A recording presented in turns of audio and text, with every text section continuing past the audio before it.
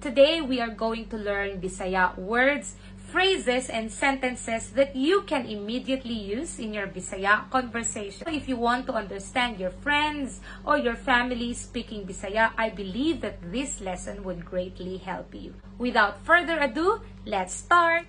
First word is kapoy, meaning I am tired. Kumusta naman ka? How are you? Kapoy, I'm tired. Kapoy na. Kapoy na, meaning I am tired already.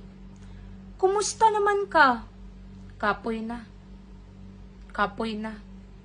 Kapoy kaayo. Kapoy kaayo. I am so tired or I am very tired. Kumusta naman ka? Ay, kapoy kaayo. Kapoy kaayo. Gutom.